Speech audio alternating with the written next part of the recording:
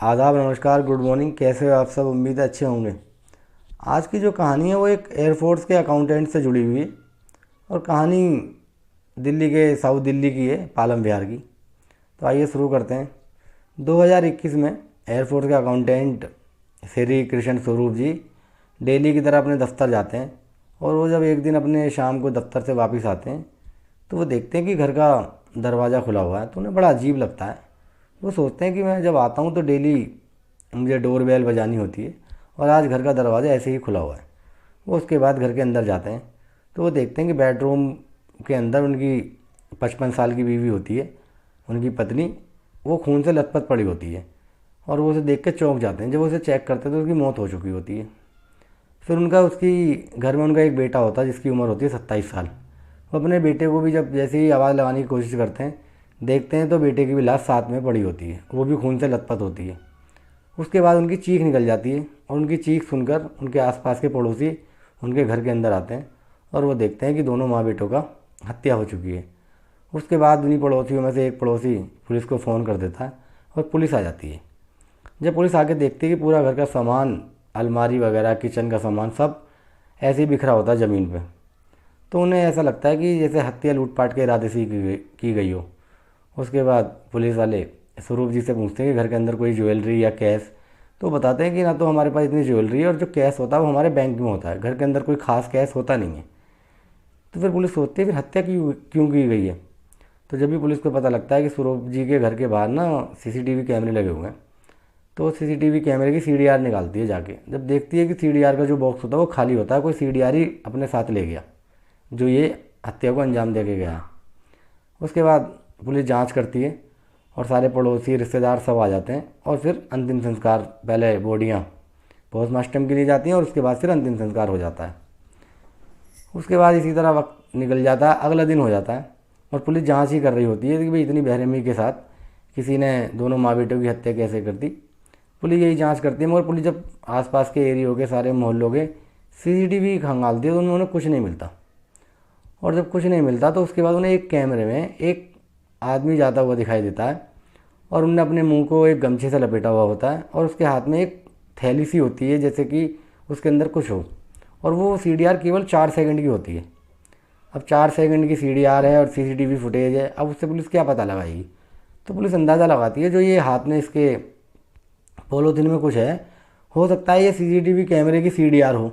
उसके बाद पुलिस काफ़ी वहाँ पड़ोसियों से और अपने उसी गली मोहल्ले चौराहों में पता करती है, मगर उनके हाथ कुछ नहीं लगता। उसके बाद पुलिस अंदाज़ा लगाती है कि भी हो सकता है कातिल किसी पब्लिक ट्रांसपोर्ट से आया हो, ऑटो या टैक्सी वगैरह से। क्योंकि पुलिस जब चेक करती है कि कोई गाड़ी अंदर एंट्री ऐसी आई है जो संदिग्ध हो, मगर उन्हें ऐसी कोई गाड़ी मिलती नहीं है, ना बाइक मिलती ना गाड़ी मिलती। उसके बाद एक टीम जो वहाँ के लोकल टैक्सी ड्राइवर होते हैं, ऑटो वाले होते हैं, ऑटो रिक्शा और बैटरी रिक्शे वाले होते हैं, आजकल बैटरी रिक्शे तो दिल्ली में वैसे ही बहुत हैं। तो उसके बाद जब वो चेक करते हैं तो किसी भी ऑटो ड्राइवर या टैक्सी ड्राइवर ये नहीं बताता कि हमने किसी संदिग्ध को अपनी गाड़ी में वहाँ पर पालम विहार में स्वरूप जी के घर के पास छोड़ा है या फिर उसे वहाँ से पिक किया है। जब इसी तरह थोड़ा सा और वक्त निकलता है, 2-4 दिन निकल जाते हैं, उसके बाद एक बैटरी रिक्शे वाला सामने आता है और वो पुलिस को बताता है कि जिसको आप ढूंढ रहे हो, मुझे ये तो पता नहीं है कि वो ही है जिसके बारे में बताने जा रहा हूँ, मगर जिस दिन इस घर में हत्या हुई थी ना, उस दिन उनके घर से ही थोड़ी दूरी पर एक आदमी मेरे बैटरी रिक्शे में आके बैठा था और उन्होंने अपना मुंह गमछे से लपेट रखा था और उसके थोड़े से कपड़ों पे खून लग रहा था और थोड़ा सा उसके वैसे खून लग रहा था हाथ वगैरह में। तो मैंने उससे पूछा कि तुम्हारे कहीं एक्सीडेंट या चोट लग गई है, चलो पहले आपको डॉक्टर का दिखा देते हैं। उसने कहा नहीं नहीं, ये तो मेरे वैसे ही है। और वो मुझसे कहता है कि तुम मुझे मेट्रो स्टेशन छोड़ दो, और उसके पास एक थैली भी होती है, उसमें पता नहीं क्या था, वो मैं देख नहीं पाया। उसके बाद पुलिस पूछती है और तुम्हें कुछ याद हो।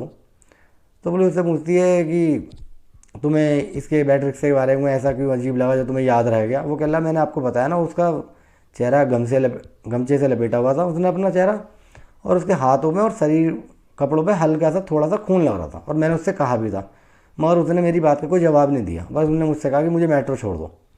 और जब मैंने उसे मेट्रो छोड़ा तो मेट्रो छोड़ने तक मेरे 30 रुपये होते हैं और उनने मुझे 30 रुपये दे दिए, एक 20 का नोट और एक 10 का नोट। मगर 10 का नोट नंबरों से बहुत ज़्यादा फट रहा था। मैंने उससे कहा कि ये नंबर नोट पैसे नोट फट रहा है, नंबर वैसे ये चलेगा नहीं, तुम मेरे को दूसरा दे दो। तो उसने मुझसे कहा कि मेरे पास दूसरे पैसे भी नहीं हैं और कोई नोट चेंज भी नहीं है, तो तुम इसे चला लो। मैंने उससे मना करा कि ये नोट चल नहीं पाएगा।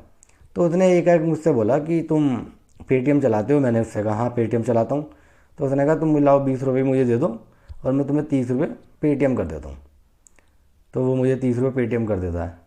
तो पुलिस उससे पूछती है कि लाओ वो पेटीएम जो तुमने किया है, उसने तुम्हें किया वो किस नंबर से किया है, उसका वो नंबर बताओ। उसके बाद पुलिस को कुछ लगता है कि अब कुछ कातिल हमारे करीब ही है। उसके बाद उस रिक्शे वाले से पुलिस वो पेटीएम नंबर ले लेती है जिससे उसके अकाउंट में ट्रांसफ़र किए गए होते 30 रुपये।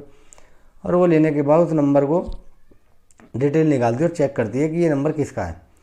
जब वो उसको चेक करती है तो पता लगता है कि ये नंबर एक लड़के का है जिसका नाम है अभिषेक।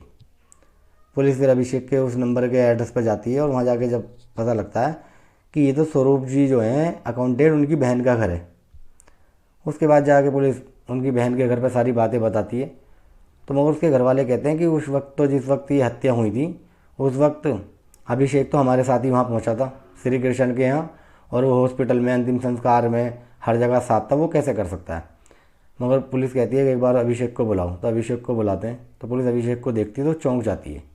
वो इसलिए चौंक जाती है, जब पुलिस स्वरूप जी के घर पर पहुँचती है ना हत्या के बाद, कोई पड़ोसी फ़ोन करके बताता है कि हत्या हो गई, जब पुलिस वहाँ पहुँचती है तो वहाँ पे अभिषेक पहले से ही मौजूद था। और वो पुलिस वालों से कहता है कि मेरे कजन का और मेरी बुआ का रिश्ते कत्ल किसने कर दिया, आप जल्दी से जल्दी पता लगाने की कोशिश करो। और वो हमारे साथ हॉस्पिटल भी जाता है और अंतिम संस्कार में भी शामिल होता है और घर में ही रहता है। तो इसलिए पुलिस उसे देख के चौंक जाती है कि ये हत्या करने के बाद फिर दोबारा वहाँ पहुँचता है। उसके बाद पुलिस अभिषेक को लेकर थाने आती है और उससे पूछताछ करती है कि तुमने ये सब क्यों किया, दो हत्या क्यों की। तो वो बताता है कि अब से कुछ दिन पहले, अब से 2-3 साल पहले लगभग, मैंने इनकी स्वरूप जी की पत्नी से 50,000 रुपये उधार लिए थे। मेरी बहन की शादी थी, मगर मैंने कुछ टाइम के लिए लिए थे, मगर मैं दे नहीं पाया। और वो मुझे लगातार, स्वरूप जी की पत्नी मुझे लगातार टोक रही थी और मैं उनको टालता जा रहा था। तो एक दिन जिस दिन इसकी हत्या हुई, इन दोनों की, स्वरूप जी की पत्नी की और बेटे की, तो मैं स्वरूप जी के घर गया और वहाँ जाने के बाद मेरा कोई ऐसा इरादा भी नहीं था, मैं तो केवल अपने कज़न से मिलने गया था। जब मैं वहाँ पहुँचा तो मैंने वहाँ जाकर दोपहर का खाना भी खाया और खाना खाने के बाद हम दोनों ने, मैंने और मेरे कज़न ने, एक फ़िल्म साथ में देखी। और जब फ़िल्म साथ में देखी तो उसके बाद शाम हो गई मुझे वहाँ पर, और शाम को स्वरूप जी की पत्नी ने मुझे फिर टोका उस 50,000 के लिए। तो मुझे ऐसा लगा कि ये मुझे बार बार बेइज्जत कर रही हैं।